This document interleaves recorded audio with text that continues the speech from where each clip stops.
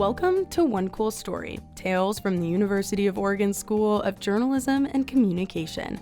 I'm your host, Julia Bobach.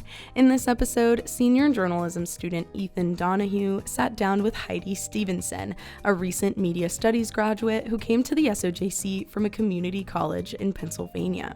She shares how a cross-country move during the pandemic, a transfer student seminar, and her work with the Catalyst Journalism Project impacted her career and the lessons she learned along the way. Hello, Heidi. Thank you so much for joining us today. Thank you so much for having me. I am excited to be here. All right, so you graduated last year, is that right? Yes. All right, congratulations. That's a big accomplishment, especially for someone currently in the school. Why don't we head back to when you first started at UO? How'd you find yourself in the SOJC? Well, I was attending community college back in Pennsylvania when I applied to the SOJC as a pre-journalism student in April of 2020. I wanted to be closer to my sister and brother-in-law who live out here, and the SOJC was an obvious choice. I was accepted and moved across the country that August, but I ended up waiting to start till fall of 2021 so that I could get residency first. All right, cool. And what was it like transferring into the SOJC?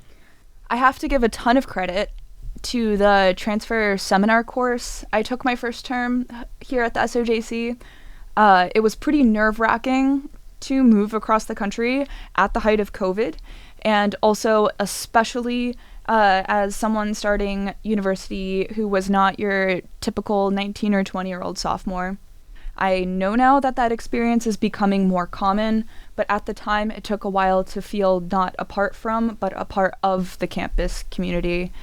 I think I remember that in that seminar we were required to attend UO events, discuss our goals, attend office hour with a professor, attend a career advising appointment, and learn about ways to get involved across the SOJC. So I think really it gave me the tools and experiences that I needed at the time to put myself at ease and settle in and find my footing. And yeah, I think this also continued to happen when I became a part of the Catalyst Journalism Project that spring.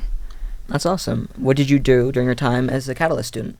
So at the time, Manuel Madame was a research assistant at Catalyst studying solutions journalism. I became his undergraduate research assistant and got to help him with some really cool projects. One that stuck with me was a content analysis of Nigerian and South African news media coverage of COVID vaccines. Awesome. So in your the rest of your academic career and then towards graduation, what did you pull out of those projects?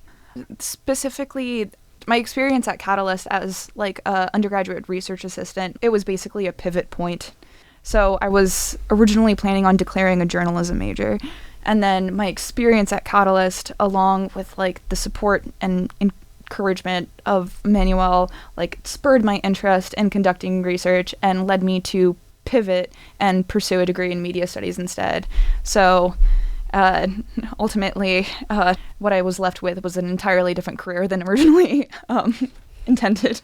That's awesome. Yeah. What was it like being part of the media studies program? It was so valuable. I think I kind of see my experience with the media studies program as interconnected with my involvement in the SOJC honors program. I think that's because there was a lot of crossover with professors teaching both the honors and media studies courses. And also a lot of the classes overall were topic focused, and it was cool. They blend theory and method and application all while immersing you in a specific media studies subfield. You'd continuously come away with not just an understanding of theory and practice, but you were also left with a feel for what areas of research are out there. Do you have a favorite class you took during the honors program? I don't know if I have a favorite. I think across the honors program and the media studies program, all of the, especially the topic-focused classes, I walked away with something valuable from all of them, I guess. But yeah, the topics-focused classes were my favorite, I guess. Awesome. Yeah. So what was it like applying to the honors program? I'm not sure if the process is still the same. but I submitted an application, recommendation, and writing samples, and crossed my fingers. It was pretty straightforward, but, still nerve-wracking as these things can be. Yeah, absolutely. So after being admitted to the honors program, are there any big highlights from your time as a student? I really dug it. There was a lot of cool guest speakers and projects. I think one of my favorite projects was during the theory and research course. Our class partnered with a PhD cohort to conduct a survey during the 2022 Oregon gubernatorial race. That project ended up leading to my involvement in a study that resulted from that survey with Professor Jesse Abdenauer and Professor Nicole Dahman. And with that project, you had the chance to go to DC. Can you tell me more about that? Oh, yeah. I was super grateful for the opportunity to present that paper in DC in the summer of 2023 at the AEJMC, the Association for Education in Journalism and Mass Communication Conference. And then now we're still working on publishing that paper. It can take time for things to find a home. Yeah, absolutely. Yeah. And then after that, what are some other research projects you became involved in? So I think that paper with Jesse and Nicole, along with my time at Catalyst, ignited my interest in looking into how people interact with media, whether that be different story components or different formats, like news games. All right, and can you tell me a little bit more about what news games means? News games are interactive digital games that cover news topics, basically conveying a topic through a playable experience. Max Foxman introduced me to news games during media studies production when I was working on creating an interactive data visualization website. I got very into it and ended up deciding to focus on audience reception of news games for my thesis for the honors program as well as for the capstone project. With the guidance of my thesis advisors, Max and Alex Segre-Cohen, as well as capstone professor Gretchen Sutherland, I ended up conducting an experiment via a survey focused on the suggested benefits of news games and how people perceive them and their content compared to a news article. So then after graduation, we started to transform the thesis into different manuscripts. And so one of those was presented at a conference in New Mexico this past February. Another article is being presented in Denver in June. All right, so you have done a lot of research. What are your favorite parts about it? Well, I'm somebody who, with unlimited funds, would go to school forever and love every minute of it. So that's what I'm doing. In all seriousness, when I was in community college, I tried a lot of majors on for size, and the thrill that I got from writing midterm and final papers was the common denominator across all of what I enjoyed. So I think the research experiences have only served to pinpoint that thrill as existing in the exhilaration of investigation. So it's a really cool feeling when all of the pieces of a research project start coming together. Yeah, absolutely. And are there any challenges that you've experienced that you've been able to overcome? I think, I guess, imposter syndrome, I guess. I don't know about overcoming it, but with the preconceived notions I had about college and academic spaces and the distance I felt from them for a long time, and I guess being a different age as an undergrad as well, it can be tough to get to a place of feeling like you belong. But that said, my experience at the SOJC has continuously challenged those previous expectations. I initially avoided attending office hours with professors. I was scared of doing it and thought I would waste their time, but I slowly became totally comfortable with it because I discovered that actually the culture was one of welcoming and support and encouragement.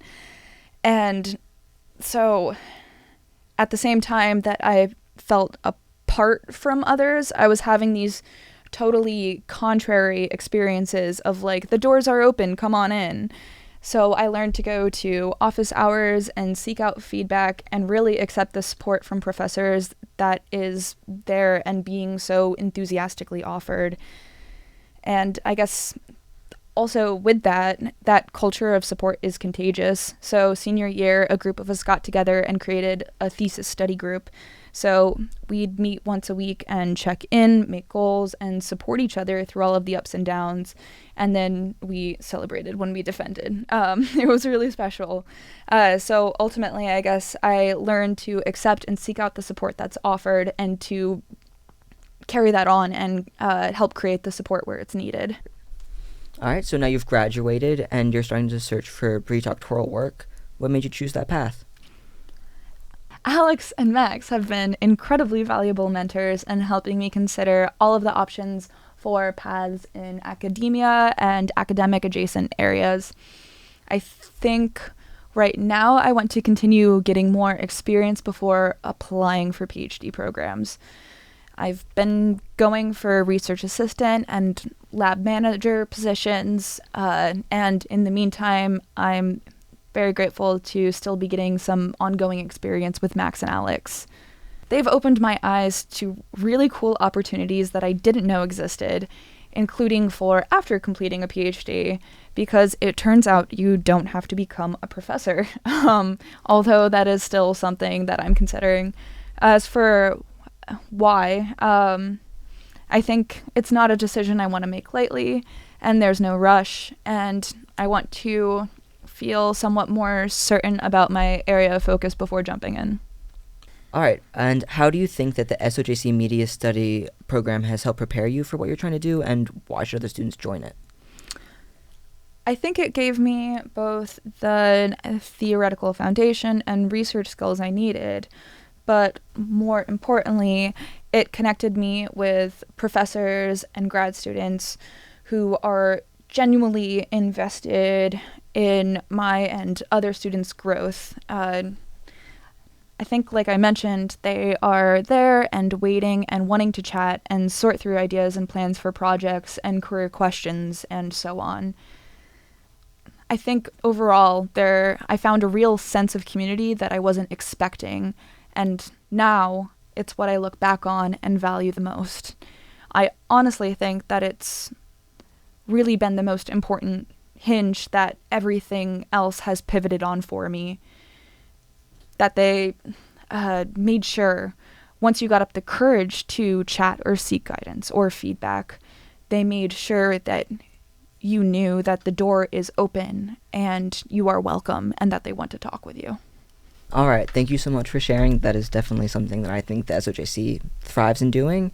And before we go, do you have one cool story to share with our listeners? So at that conference in New Mexico in February, we're in this moment where higher education is facing all of these challenges and uncertainty.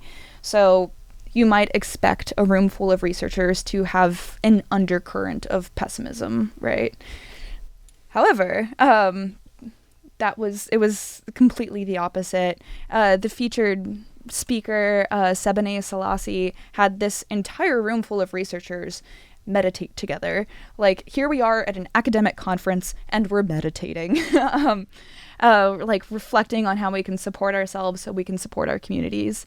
And then at the luncheon, the incoming president gave what I can only describe as a rousing speech about building communities of support to move forward and keep doing meaningful work despite the adversity.